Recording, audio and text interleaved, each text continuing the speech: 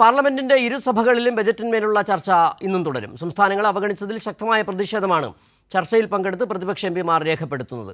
അതേസമയം ബജറ്റിലെ അവഗണനയിൽ പ്രതിഷേധിച്ച് പ്രതിപക്ഷ സംസ്ഥാനങ്ങളിലെ മുഖ്യമന്ത്രിമാർ നാളെ നടക്കുന്ന നിതി ആയോഗ് യോഗം ബഹിഷ്കരിക്കും. വിവരങ്ങളുമായി വിഷ്ണു തലവൂർ ദില്ലിയിൽ നിന്ന് ചേരുന്നു. വിഷ്ണു, വലിയ തരത്തിലുള്ള പ്രതിഷേധമാണ് ബജറ്റ് അവതരണത്തിന് പിന്നാലെ തന്നെ രാജ്യത്തും ഒപ്പം തന്നെ പാർലമെന്റിനകത്തും പുറത്തുമെല്ലാം നടന്നുകൊണ്ടിരിക്കുന്നത്.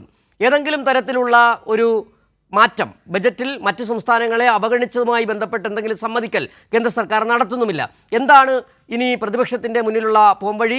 പാർലമെന്റിൽ അകത്തുള്ള പ്രതിഷേധത്തിന് പുറമെ മറ്റെന്തെങ്കിലുമൊക്കെ സമര പരിപാടികൾ പ്രതിപക്ഷം ആസൂത്രണം ചെയ്യുന്നുണ്ട്. ഇപ്പോൾ ഒരു സമര പരിപാടി എന്ന് പറഞ്ഞ് നിതി ആയോഗിൻ്റെ യോഗത്തിൽ നിന്ന് പ്രതിപക്ഷ മുഖ്യമന്ത്രിമാർ വിട്ടുനിൽക്കുന്നു എന്നുള്ളതാണ്. മറ്റേതെങ്കിലും പ്രതിഷേധത്തിൻ്റെ സ്വരങ്ങൾ ഏതെങ്കിലും തരത്തിൽ പ്രകടിപ്പിക്കാൻ പ്രതിപക്ഷം ആസൂത്രണം ചെയ്യുന്നുണ്ടോ? സിജു, തീർച്ചയായിട്ടും വലിയ തലത്തിലുള്ള വിമർശനം, പ്രതിഷേധം തന്നെയാണ് ബജറ്റിലെ അവഗണനയ്ക്കെതിരെ പ്രതിപക്ഷം ഉയർത്തിക്കൊണ്ടുവരുന്നത്. പ്രത്യേകിച്ച് ബജറ്റ് ഡിസ്കഷനിലടക്കം, ചർച്ചയിലടക്കം ഈ പ്രതിപക്ഷ സംസ്ഥാനങ്ങളെ ഏതൊക്കെ തലത്തിൽ അവഗണിച്ചു എന്നത് എണ്ണി പറഞ്ഞുകൊണ്ട് തന്നെയാണ് പ്രതിപക്ഷ അംഗങ്ങളൊക്കെ തന്നെ ചർച്ചയിൽ പങ്കെടുക്കുകയും ചെയ്തത്. അതോടൊപ്പം തന്നെയാണ് സഭയ്ക്ക് പുറത്തേക്കും ഒരു പ്രതിഷേധം വ്യാപിപ്പിക്കാനായിട്ടൊരു തീരുമാനം പ്രതിപക്ഷ പാർട്ടികളൊക്കെ തന്നെ കൈക്കൊണ്ടിട്ടുണ്ട്. സംസ്ഥാന തലങ്ങളിലടക്കം അത്തരത്തിലുള്ള പ്രതിഷേധങ്ങൾ ഉണ്ടാകും. നാളെ നീതി ആയോഗിന്റെ യോഗം ചേരാനിരിക്കുകയാണ്. പക്ഷേ ഈ നീതി ആയോഗിന്റെ യോഗത്തിൽ നിന്ന് വിട്ടു നിൽക്കാൻ, അത് ബജറ്റിലെ അവഗണനയിൽ പ്രതിഷേധിച്ചുകൊണ്ട് തന്നെ നീതി ആയോഗിന്റെ യോഗത്തിൽ നിന്നും വിട്ടു നിൽക്കാനായിട്ട് പ്രതിപക്ഷ സംസ്ഥാനങ്ങളിലെ മുഖ്യമന്ത്രിമാർ തീരുമാനിച്ചിട്ടുണ്ട്. തമിഴ്നാട്ടിൽ നാളെ സംസ്ഥാന വ്യാപകമായിട്ടുള്ള പ്രതിഷേധം നടത്തുമെന്നാണ് തമിഴ്നാട് മുഖ്യമന്ത്രി MK സ്റ്റാലിൻ അറിയിച്ചിരിക്കുന്നത്. അതോടൊപ്പം പഞ്ചാബ് മുഖ്യമന്ത്രി ഭഗവത് മാൻ അറിയിച്ചിരിക്കുന്നത് ഈ യോഗത്തിൽ പങ്കെടുക്കില്ല എന്നതാണ്. അത്തരത്തിൽ യോഗത്തിൽ പങ്കെടുക്കുന്നത് ആത്മഹത്യാപരമാണ്. കാരണം അത്രത്തോളം വലിയ അവഗണനയാണ് നേരിടേണ്ടി വന്നത് എന്നൊരു കാര്യം ഭഗവത് മാനും വ്യക്തമാക്കിയിട്ടുണ്ട്. എന്തായാലും ഇത്തരത്തിലുള്ള പ്രതിഷേധങ്ങൾക്ക് പുറമെയാണ് ഞാൻ നേരത്തെ ചൂണ്ടിക്കാട്ടിയതുപോലെ ഈ പാർലമെന്റിന്റെ ഇരു സഭകളിലും ശക്തമായിട്ടുള്ള വിമർശനങ്ങൾ എണ്ണിപ്പറഞ്ഞുകൊണ്ട് കഴിഞ്ഞ രണ്ട് മോദി സർക്കാരുകളിലും ഈ പ്രതിപക്ഷ സംസ്ഥാനങ്ങളോട് ചെയ്തത് രാജ്യം കണ്ടതാണ്.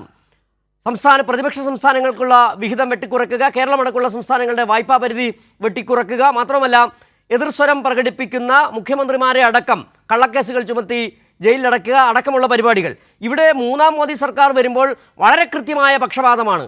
ആന്ധ്രയ്ക്കും ബീഹാറിനും കോടികൾ വാരിക്കോരി കൊടുക്കുന്നു. ബീഹാറിന് മാത്രം 56,000 കോടി, ആന്ധ്രാപ്രദേശിന് 15,000 കോടി തലസ്ഥാന വികസനത്തിന് മാത്രം.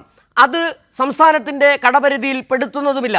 പക്ഷേ കേരളമടക്കമുള്ള സംസ്ഥാനങ്ങൾ 24,000 കോടി ആവശ്യപ്പെടുമ്പോൾ അതിന് കൃത്യമായ മാനദണ്ഡങ്ങൾ പറയുകയും പണം നൽകാതിരിക്കുകയും ചെയ്യുന്ന സാഹചര്യം. ഇവിടെ മുൻകാലങ്ങളിൽ ഉണ്ടായിരുന്നത് പോലെയുള്ള പ്രതിഷേധത്തിൻ്റെ രീതി പറ്റില്ല എന്ന തലത്തിലേക്ക് പ്രതിപക്ഷ സംസ്ഥാനങ്ങൾ എത്തിച്ചേരേണ്ടതുണ്ട്. മറ്റേതെങ്കിലും മാർഗ്ഗങ്ങൾ, കേരളം നേരത്തെ കഴിഞ്ഞ തവണ കേരളത്തിൻ്റെ വിഹിതം വെട്ടിക്കുറച്ചതിന് സുപ്രീം കോടതി പോയ സാഹചര്യം കൂടിയുണ്ട്. ഈ ബജറ്റ് മാത്രം മുൻനിർത്തി ഏതെങ്കിലും നിയമത്തിൻ്റെ വഴിയിലേക്ക് പോകാനുള്ള ഒരു ധാരണ ഈ പ്രതിപക്ഷ പാർട്ടികൾക്കിടയിൽ വന്നിട്ടുണ്ടോ നിലവിൽ?